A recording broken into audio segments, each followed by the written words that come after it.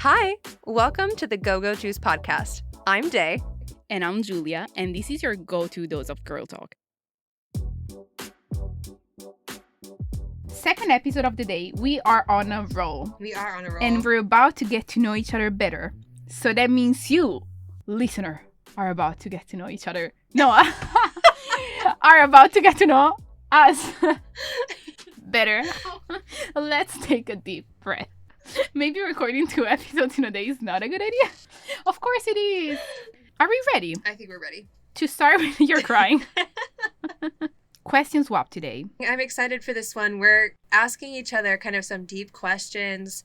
We have 3 main ones that we're going to talk about, and it's going to kind of guide the conversation today. But what's different about this episode is that for the first part, when we ask the question, I'm going to try to say what I think Giulia's answer is, and Giulia's going to say what she thinks my answer is. And then we'll actually say our own actual answer. But it'll be really cool to kind of see, like, what we think about, what the other person would say. Like, and it's not like a test, right? It's not like, how well does Giulia know me? Like, it'll be really fun just to see how we perceive each other, you know? Yeah. It's going to be an interesting one. I'm excited. I'm excited. Okay, question 1. What's working really well in your life? All right. Something that is working really well in your life is all the professional opportunities that you are getting lately, in the sense that I feel like in the last 9 months since you arrived here, you showed people how capable you are as a person, how passionate you are about what you do. So I feel like now people, of course, they know you more than in the beginning. So I feel like they reach out to you a lot more when there's a new project coming up or a new opportunity coming up, because they know you more and they know you would do like the best job possible in it. Like you would handle it really nicely.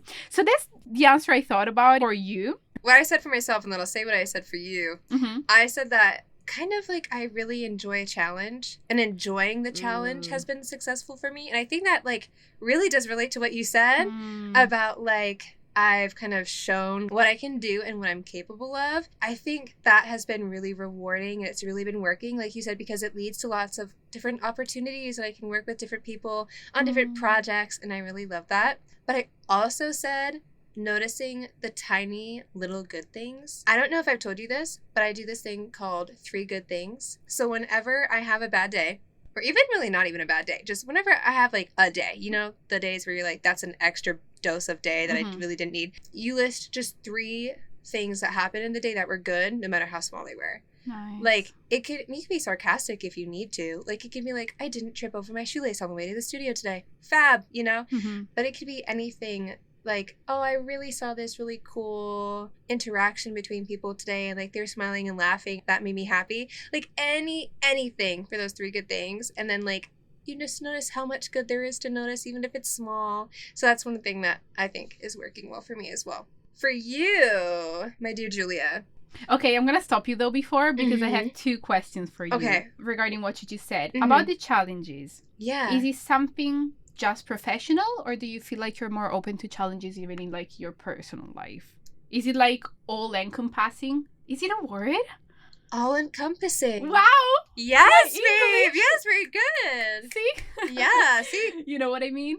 Is it like, do you see it as a professional thing, or do you feel like you're opening up to a lot of like different challenges in different areas of your life? I'm definitely opening up to them in all different walks of my life, I would say. I think I'm more enthusiastic about it when it's professional, because I think that's something that I tend to manage better from the get-go. But I am very open to it in all the different elements of my life, and I think I've been exploring the different kinds of challenges that life can throw at me, and I've been really enjoying that, because like again, at the end of the day, like my word of the year is bloom, and so anything that's going to push me to like jump out and to grow another petal or 2 is fine by me. And I think welcoming it instead of just letting it hit me is different, because then my mindset is more like, well, don't you want this though? Like, what is life if not a little challenging?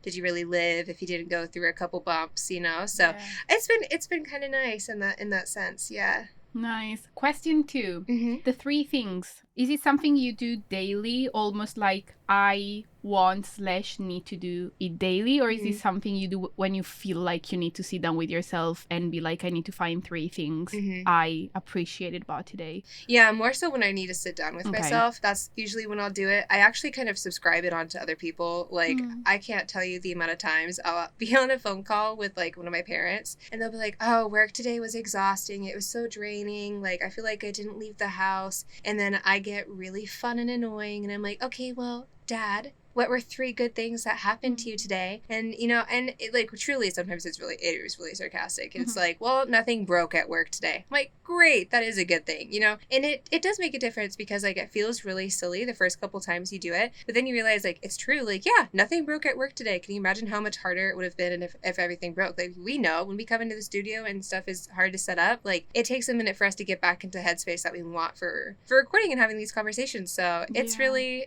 helpful. I highly recommend it. That's nice. Truly, it's really fun. Yeah. Alrighty. All right. Can I, for you? Okay. I wrote down a lot. Wow. Because I feel like there's a lot that's really working for you in your life. Babe. And I just want to preface this by saying what's working really well for you in your life is you. You're so sweet. I really mean I love it. Like, it's not like these things are just happening to you and they're working well for you because they like it happened to fall upon you. Like, you've actively decided to do these things, and I feel like that's important to know. But thank you, sweetheart. You're so welcome.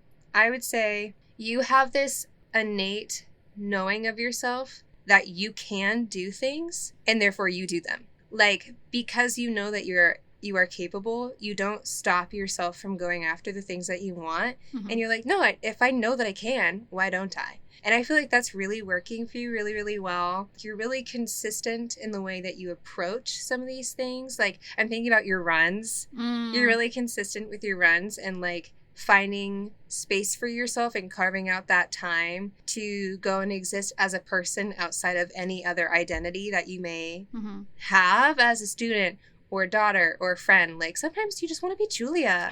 And I really respect that. And I think that's working really well. That's amazing. Yeah. I love that for me. I love that for you. Truly. Oh, thank you for describing me in such a beautiful way. Well, you're beautiful. Of course I would describe you in a beautiful babe, way. Thank you. Of course. Oh my God, how lucky am I to have you in my life? I love you, girl. So cool. No, we've talked about it. We're, like, soul tied. Like, yes.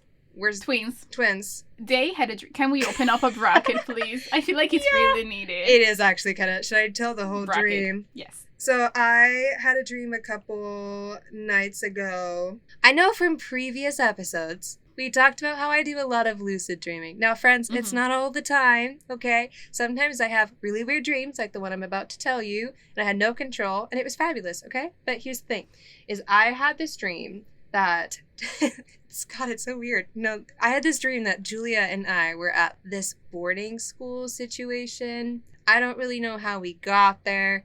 Don't know what was going on. But we're all sitting in the Great Hall. So we're all sitting in stands. We're all packed together. And people are going around and trying to adopt us for whatever reason. You know? Some lady comes up to me and Giulia. We're sitting next to each other. And she looks at Giulia and she goes, oh my God, I want to adopt you. Of course she wanted to. She did. She really did. Yeah. And so I'm like, oh my God, of course you can adopt us. She goes, oh no, sweetie, I meant her. And I was like, Sorry? Like, no, I know you can't tell, but we're actually identical twins. Mind you, Giulia and I in the dream look exactly as we do in real life. Not like, identical. But we're still looking at each other like, no, we're identical twins. And I was like, you can't separate us. We have a podcast. Like, I mean, it was so funny. I woke up and I like immediately had to tell you about it because it was cracking me up. So yeah, we're soul tied. We can't be separated ever. We have a podcast with twins. Yeah, the fact that we have these podcasts together is the end game for us. Like, that's it. That's it. If you want to adopt us, we come as a pair, babe. We do. We come as a pair. That's a funny dream. I'm so glad you shared it with us. That's a funny little bracket. Yeah. All right. Closing this bracket, I think the answer I gave for myself is way more rooted in something that is working well in my routine more than in my life in general. I think my social media break is working really well. Okay, good. Mm-hmm. So I'm on a so-called digital detox or something like that. I just deleted Instagram and TikTok. I deleted all the social media I had apart from LinkedIn at this moment. And actually, like, I talked about it with most of my friends, with you and most of my friends, and something I found, and that's a little bracket, but something that I found really interesting is that everyone that I hear from either wants to go on a social media break as well, but doesn't know how to, did already go on a social media break. I remember I was talking with my brother about it, and I was just, before deciding to deleting the apps, I was asking him for an advice to be like, what is a way to use social media in a healthier way to still be able to keep them? And he was like, I feel like the only way to go, at least in the beginning, is just to go on a break. And it's kind of scary because it's clearly an issue if every person I talk to answers like in the same way. But closing this bracket, it's working really well because I feel like it came from a place of feeling like something was wrong. Lately, there was something off. And I felt pretty bored. And for me, that's something really, really strange because I always had, and I take pride, I guess, in the fact that I have a quiet life, in the sense that I don't need to have too much in my life to be happy or to feel fulfilled. So I was asking myself, why do I feel bored? I felt like if I was not actively doing something, I was not allowed to be happy, because I was like, but look at everyone else out there. Everyone else is doing stuff and therefore they're happy. I cannot be happy with my quiet life. That's not the standard. You know what I mean? I do know what you mean. But then I kind of sat down and I was like, Giulia, that's been your whole life and you enjoy it and like you created it for yourself. So why would you feel like you cannot be happy about it anymore just because like you're comparing your life to others people, right? Yeah. And you know the way they say comparison is the thief of joy. It is. It really is. I'm afraid they're right. Yeah. So this decision came mostly to a place of what matters, like what makes me happy and how do I want to spend my days. I think this break is working really well. I hope it's gonna be more of like a temporary break for me to be able to go back to them and experience them and live them in a healthier way. Also because social media are a great tool, especially like living abroad, to keep in contact with some people that you don't live close by anymore, or just like in general distant friendships. But I saw like some big changes already. I think it's been not even a week now, to be honest. It's not been that long, but I feel like I enjoy my morning routine a lot more because the first thing I used to do was just to scroll for 20 minutes in the morning before getting out of bed. Yes, not great. So I feel like I kind of replaced those 20-30 minutes that I spent in bed with other things. So my morning is still slow, but like we were just talking about it off mic, I started doing some daily affirmations in the morning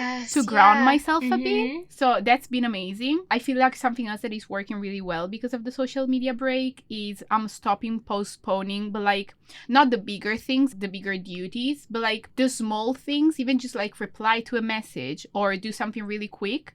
I used to maybe get even just distracted by my phone and forget about doing them. And I feel like right now this is not happening that much. And just like, you know, I'm calling my friends and family, I realize, a lot more in the last few days. Yeah, just you have because, been. I don't know. I don't know if it's because it's not that I have that much extra time, but I feel like, you know, when I pick up my phone, I don't have much to do with my phone. So, you know, if I don't have anything else to do, I may as well check on someone else, you know? Yeah. So, well, okay. And I'm so glad you say that, because at the end of the day, it's not really the amount of time that you have, it's the quality of the time that you have, right? Yeah. And I feel like when we have a hard point, or we're feeling like we're kind of stuck in a headspace like you were feeling with social media, it's really helpful then to reach out to other people, because helping other people is a form of helping yourself. And I'm just so proud of you for taking this break, because like some of the things that you're saying are things that I remember we talked about in the first episode about social media, and like how people present themselves in ways that are maybe disingenuous, because you can post one thing and then have the entire behind the scenes of that image be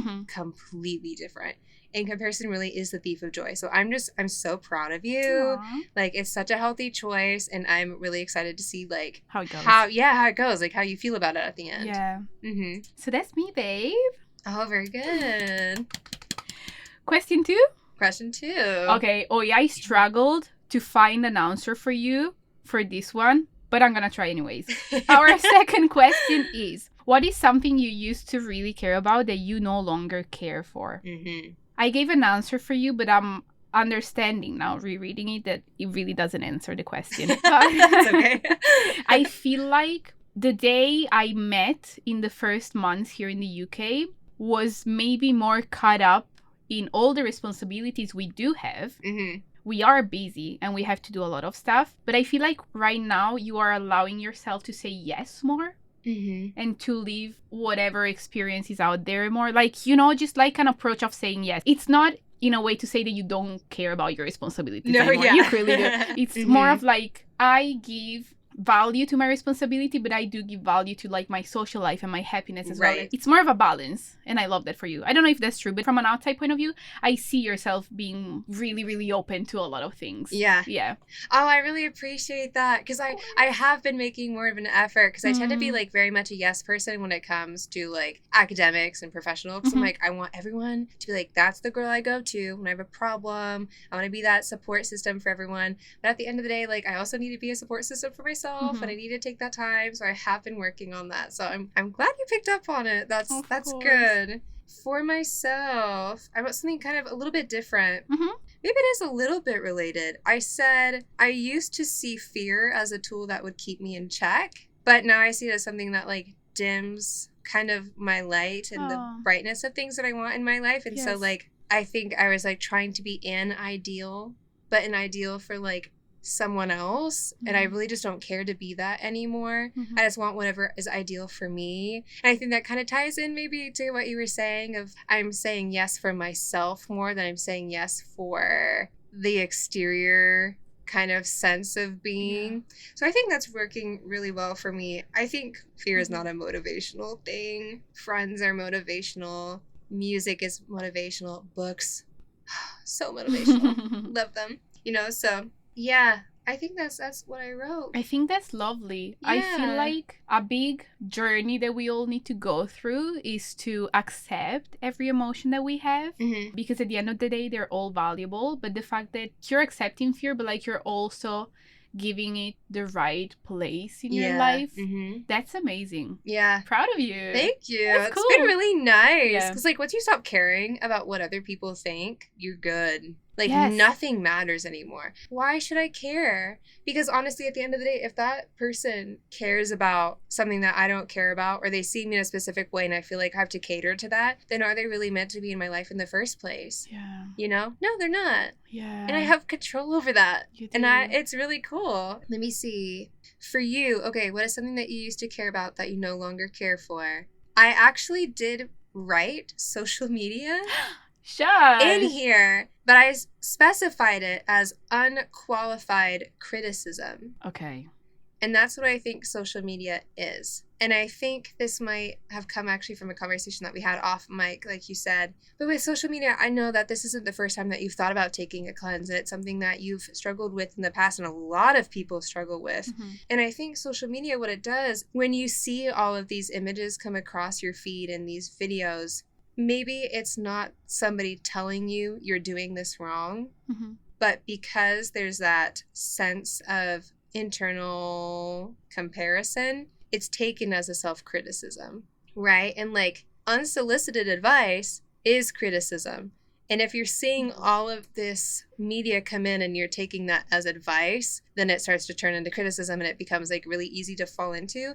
And I don't think you really care. You don't care for that. And like, that's not who you are. Like, you're a very independent, strong-willed, beautiful being. Like, I hold you in such high regard. And so like, that's something that maybe you used to care about, but like clearly you don't anymore. And I think that's really nice for you. And it's just like, beauty standards, be gone. Who cares? Like, we love ourselves. Yeah. And I know that you love yourself, and I can see it. Yeah. You know? Yeah. Oh my God, this is beautiful. I feel like this is so on point with all of my 3 answers in general. The 3 of them are different topics, but I feel like at the core of them is just me asking myself what makes me happy. Yes. And if it makes me happy, that's it. I don't have to own anything to anyone, you know? No. And it's really cool you gave this answer for me. Like, I feel so seen, of course, and that's amazing. So thank you. You're very welcome. I mean it. For this answer, I actually talked about appearance.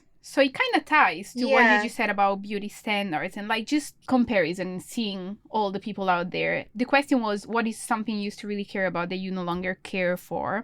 I remember there was a period in my life, it's been a couple of years now, but I still remember it clearly, and I still notice how different my approach is to that nowadays. I feel like for a certain period of time, I was really in the mindset of I need to feel pretty and to be pretty to go out, to do stuff. I need to be put together all the time. I'm going to say no to plans with friends because, you know, I am not as I would like. I'm not in my dream body or in my, you know, if I don't have my hair done, I'm going to say no. If I don't have my makeup done, I'm going to say no, because why would you go out if you're not all put together? Right. And at that time I was in therapy. Again, we're going to talk about therapy. We but love like therapy. That really helped. We love therapy. Because it was, I think I'm not going to be happy if I don't achieve my dream body. And that tied a lot into a bit of perfectionism that I was struggling with, to be like, I need to be my perfect self. If not, you know, I don't deserve to go out. I don't deserve to be happy. And also it's funny because if I think about it, right now, as you said, I go to run a lot, and I think I train more than ever. Like, I never trained that much in my life. Yeah. So my body is more fit than what it usually is. But guess what? Like, the insecurities are still there, you know? I'm glad I went into this topic with my therapist at the time, and she gave me a great advice, because one thing that she asked me was, okay, you just told me you feel like you're not going to be happy until you achieve your dream body. Yeah. What's your dream body? Who has your dream body? And the fact that I used another person, in that case it was a celebrity, as a reference point, she was really blunt to me, thanks God. And she was like, if you use another person as a reference point, you will never see yourself as beautiful, because you will always only see what you're missing compared to them, because of course you're two different people. And she was like, it's okay if you to feel better, if you want to, you know, improve some like aspects of your life to be more healthy or whatever, but like, if you want to reach a dream body, it has to be your dream body. Yep. Not someone else. Oh, that's really good advice. That was a great advice, because, you know, and the fact that I say that I don't care about my appearance anymore, it doesn't mean that I don't like taking care of myself anymore, you know? That's not the point. But like, I know that my appearance is not all of me, and I'm not gonna say no to friends, to plans and friends, because I'm not put together. Like, you know, so that's something that I worked on, like, and I work on every day, and I feel like it really serves me super well, because it makes me see myself and as so much more than just, you know. So that's cool. I Thank really you like to my that. therapist for the beautiful advice. Yeah. No, I really like that, because I think at the end of the day, it's more important, and it took me a long time to get there as well, but like, it's more important how you feel in your skin than what your skin looks like. I used to care a lot about what my dream body was, and how I was, kind of like you said, like presenting, like you wanted to be put together all the time. And I'm a very type A person. I do like to be put together all the time. You're not going to see me out of the house in sweatpants. That's not me, you know. But at the end of the day, is it more important for you to be aesthetically pleasing to someone else, or able to be a sustainable person and to be able to really take care of yourself? And taking care of yourself is fun. It's so easy to put this container on what taking care of yourself looks like and make it into a chore, but it doesn't have to be a chore. Like, if you don't want to go to the gym, don't go to the gym. Do a little dance party. Like, go and do yoga. Go for a run. And taking care of yourself is not all about the physical either. It's also the mental and the emotional. It's like, go read that book. Go have that phone call with your grandparents. Go and just sit and absorb some sunshine. We all need it. And I think that's really beautiful. And what a great thing that your therapist said to you. Like, if your dream body is somebody else's body, you're always going to be displeased, because you are a different person. Really nice. Yeah. Something I'm thinking about now while you're talking is also how I noticed that in the periods of my life when I'm happier and I take care of both my body and my mind, and just I do what fulfills me, I'm more beautiful, babe. Yes. I am. It's that internal glow. Like, somebody can be whatever society's current standards are for beauty, and like, you can tell they're unhappy because they don't have that glow. You are glowing, Giulia. You're glowing, and I really love to see it. So that's working. Yeah. That's really cool. Third question for you. What did you want to become when you were a kid? What were your dreams as a kid? For you, I said either a singer or a baker. I imagine they in a little French bakery, that kind of dream. I don't know. Well, you nailed it with the singer part. Okay, yay. Absolutely with the singer part. And if we're being so honest, still would. I am so open to having as many careers as my heart desires. That is one of them. I love singing. I love writing music. The little bakery thing is so fun. It triggered a memory when you said that. I don't know if this is still a thing, but as a kid, you go and get an Easy Bake Oven, and then you would cook cakes and cookies and things in your tiny little Easy Bake Oven. And I loved that. No, I did actually. Here you go. That's really good. You triggered a memory. You really got me there. That was really nice. The other thing is that I'm a very creative person. Every job I've ever wanted, except for one, which I'm going to talk about, has been a creative one. Being an author, being a ballerina, an actress, all of those very creative, except very specifically for 3 years, I wanted nothing more than to be a veterinary radiologist. What? I know. Really specific as well. Really specific. What happened was that my dog got pregnant, and so we had the scan, right? So my parents brought it home, and they thought it'd be fun for us to guess how many puppies she was going to have.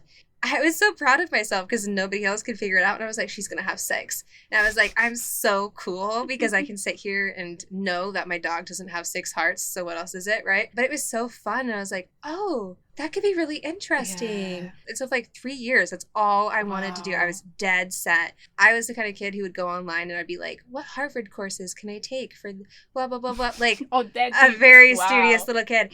And so since the beginning. Since the beginning. Since the beginning. So then I would stop my searches from the creative writing and the acting and the singing. And it was straight where do I go to vet school? I don't remember what it was that made me stop doing it. I think my creative half of my brain was like, girl, you know who you are. Let's circle back a little bit. I had a couple different things written down for you. Okay. I feel like you're kind of a jack of all trades. Okay. And there's a lot of different things that I can see for you. So one thing that I wrote down is I could really see you as a teacher. All right. And I feel like as a kid, I don't know that you wanted to, but I feel like you really could. Okay. I also see you maybe wanting to be a fashion designer. Oh, geez. No, I feel like little Giulia would really have fun with that. I don't know. I can really see little Giulia sitting and sketching different design ideas and just playing dress up in the closet. Nice. I don't know. Am I close? You triggered a memory as well. Oh, good. Yay. Because I didn't write it down, but I just remembered I had this activity book. Yeah. It was a sticker book, if I'm not wrong, but you could also color it as you wished. So you had a bunch of models that you had to dress up. Yeah. And you had to make the outfits for them. So I remember I spent an awful amount of time just on that book. It was just literally the outline of the model and you had to dress her up. Yes. Okay. So cool. So actually, yes. Yeah. Is it all you had? Yeah, right. Well, the only other thing I would say is a chef. I know you have a really close relationship with your dad, and I can just see you following him around the kitchen and watching him do things and being like, I want to be you when I'm older. No, dang. That was my third thing. You kind of nailed it. Did I really? Yes. Oh my gosh. Teacher, I don't know. I feel like I had a phase. You know when you're a kid and you're like, I know everything. Yeah. And you all need to listen to me. And we're going to play a game. And I'm just going to be I have a long answer here. That's good. I love a long answer. I feel like, of course, I was thinking about a profession when I was younger. What do I want to become? But I feel like I changed my mind literally every 2 minutes. So I did go through a phase where I wanted to be a writer, actually. So that's interesting. I wanted to then be a hairstylist. Really? Yes. Oh. I kind of was settled on that for a while. I don't know. You know when you have those glimpses of your childhood, literally a random minute? Yeah. I remember me staring out the window, talking with my grandma as if you were the most important thing in the world. And I was like, I'm going to become a hairstylist. And then I wanted to be a chef as well. 100%. But looking back at my childhood, I feel like it was really, honestly, I wanted to be everything, but I changed my mind every 2 minutes. So while I was trying to write down an answer for this question, I'm sorry if I'm going too deep here. I feel in retrospect, my childhood dream were more about a feeling more than a job, in the sense that I was thinking back to where... That's so healthy. Good for you, girl. Keep going. Like, I was probably not realizing it at the time, but like now that I look at it in retrospect, it kind of reminded me a lot of what we said in the episode Hard Truths About, was it Hard Truths About Living in Your 20s? I guess so. Mm-hmm. When we were saying that kids just want to be happy and just kind of do what they feel like it gives them happiness. Because I remember that when I was a child, I just wanted to be like my grandma. Like, she was kind of my role model, and that's who I wanted to become, more that's something I wanted to be, like, from a professional point of view. Because I had in my life, of course it's kind of strange because I knew her, like, now I see that I knew her as an 8-year-old can know a person, so, like, deep but not too deep, you know what I mean? Yeah. But I had this person that was, like, loving and caring and, like, just looking after everyone else in their life, and I was like, I want that. It was kind of more of that familiar, loving feeling. So I was like, I don't know how I'm gonna end up, where I'm gonna end up, but I kind of want that in my life. And maybe not even like a big, happy, loving family. That would be great, because I felt like what she was for me, but like at the end of the day, it was just one person. Yeah. So maybe in retrospect, I want it to be more like, maybe I want to be just kind and happy, and for people then to remember me for that, I guess. Because I had, while I was thinking about this, something came to my mind. We had a dinner last summer before I left for the UK with some neighbors. I live in a neighborhood where we're pretty close because, like, it's a small town. And sometimes we do these, like, dinners in the summertime. And there's one lady that comes to my dad. So she was talking with him that I'm not really close to her. Like, I don't really know her, but, like, my dad knows her because she was probably close to my grandma. And she comes to him and she's like, I just remember your mom, because he was my dad's mom, as a special person. I am not able to tell you what exactly. It's not like there are episodes in my mind, you know, but she was like just special, full stop. She was just something about her that not everyone has. And I was like, oh my God, I want that for me, you know? Yeah. No, I know exactly what you're talking about. It's like we leave these little legacies behind, and then they get picked up by people, and it's, I don't know. I like knowing how I've touched people's lives. I like knowing what essences of day have been left behind in the people that I love and the effects that I have. What parts of me are you going to take home? Yeah. Or to London, or where, like, you know, what parts of Giulia am I taking home to the US? Yeah. Right? That's fascinating. Yeah. Probably, like, you know, as a kid, I didn't realize. I was probably just like, oh my gosh, she's so cool. I want to be like her. Yeah. Cool stuff. But now, you know, it's cool to think that I can bring that little childhood dream with me in a more mature way to be like, that's something I learned from her. Yeah. And it's also super liberating and super cool to think that if that's one of my dreams, I don't need anyone or anything to fulfill it. Like, it's really up to me. So how cool is that? Just be kind and just spread happiness, you know? Nice. Oh, that's really nice. Can I ask? Yeah. If you then had to go and pick one of the things that you wanted to be as a kid to do now. Professionally? Yeah. Which one would it be? Which would you pick? Oh, that's an intense stare. Yeah. Wow. Decision paralysis, as always. Right. Right now, I don't know why hairstylist is speaking to me right now. It's like just that. Calling me. Yeah. Did I ever cut anyone's hair? No, not even my own. So that's funny that I would pick up this job because I seriously never touched anyone's hair. But yeah, I know you do. Yeah, I do. I've been cutting and dyeing my own hair for years. It's really, honestly, it's a lot easier than people think it is. Yeah. You just, like, you really need to take it slow the first couple times. And I know the big chop is enticing. Don't do it. Slow. Inch by inch, you'll figure it out. But, like, it's really kind of fun. It saves me a lot of money because I can do my own layers. I can do my own curtain bangs. I can get it straight. I can, you know. Yeah. Whatever. Would you trust me? Would you come into my little studio, my little shop? Not after you said you've never cut anyone's hair before. I'm not going to be the first one. What a business. You can try it on yourself first. Isn't it? And we'll see. Way different, though, to do it on your... I always think about painting my nails. Okay. And painting someone else's nails. You know what I mean? I feel like it's extremely easier to do it to someone else. And then when I have to do it to myself, it's, like, completely different. Or also... Okay, yeah. I remember, especially during my undergrad, every night I went to bed with like a heatless curls kind of thing in my head. Yeah. And some of my flatmates at the time were like, can you do it for me? Like, I wanna see how you look on my hair. And I swear to God, it was so hard to do it on someone else's because the whole movement was different. So, yeah. No, it is kind of like that. I think it's almost actually easier for me to cut my own hair than it is other people's. Oh, okay. And that might just be because when I cut other people's hair, it's almost always my mom or my sister who have curly hair. Oh, tricky. But that might just be a curly versus straight hair kind of conversation. Okay. Yeah. Nice. Yeah. Do we have something more to say? No, because to just close off those questions at least, I did write down something completely random in my notes, but I was like... did too. Did you? Yeah. You go, amazing. honey. Let's go into the random things. Yeah. But I do feel like it ties in a bit with what I said about joy. I listened to a podcast episode from the Florence Given Show, super recommended, not sponsored. I would love it to be sponsored, but like, no.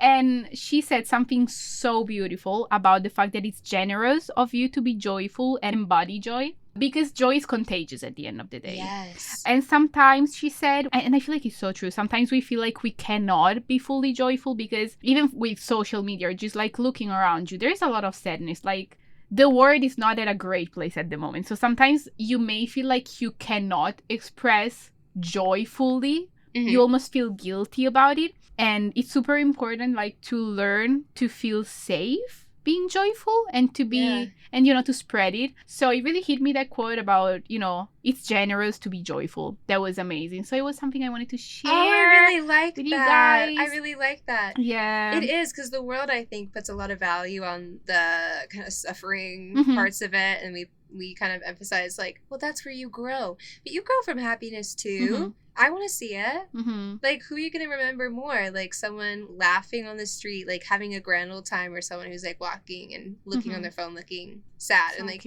hope you have a better day. But I'm going to remember the person who is laughing and, like, really actively in the moment living, you know?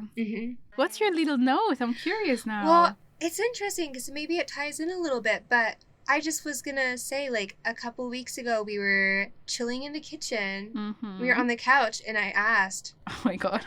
I remember that long conversation. Is it the one we had at night? No. No, it was the talk where I asked, what makes you feel alive? Oh. You know? I know. Is it then, would your answer be joy? Is joy and experiencing joy something that, like, really makes you feel alive? Because I think there's a difference between living and actively being like, wow, like, I'm here. I'm fully present in my life. I think, as I said that day a couple of weeks ago, is little things that make me feel alive, and therefore they make me feel happy. It's like the unexpected little things that makes me feel alive, and then they make me feel happy. Yeah. I like that. Yeah. What does That's make really you nice. feel alive? I would say creating things makes me feel alive, but also... really just kind of deep, honest conversations is really nice. I really love to pick up little gems of advice or to hear stories from other people that teach me about why they are the way that they are. And I think it's really fun to get really introspective and sit and have what I call, like, a candlelight conversation. Have you heard about, like, the big light versus flame conversation thing? Not really. There's this whole theory about it, and I am obsessed with it, that when you have a conversation with, like, the big light on, right, the big fluorescent lights, those tend to stay rather surface level. Wow, interesting. But when you have a conversation with a organic light source, like a flame, like a candle, it tends to get deeper because, right, go way back, and we're thinking, like, cave times, right? We didn't have electricity, we had flames, and in the cave with the flame, when you're with your group of people, was the only time you were truly safe from the rest of the outside world. And so that's where your relationships would really get stronger. And I think that's so true, because I think it's really fun to have that intimate setting, like, the atmosphere is different. So candlelight conversations, they make me feel alive. Wow, that's extremely interesting. Yeah. I never heard of them. Oh, that's so sweet. This is really fun, though. Yes. I feel like I know you a bit more I feel like I know you a bit more. Here you go. Yeah. I think we did a good job, honestly, answering for each other. Yeah. I think it would have been easy to, not that it was like a we have to get this right kind of a thing, but I think at this point we really do know each other well enough that even our best guesses, we're really, really close to the other person's answer. We're connected. We're twins. We are. We're twins. As in your dream. As in the dream. Thank you for listening. We'll see you in a couple of weeks again. On life and curiosity, this was the Go-Go Juice Podcast.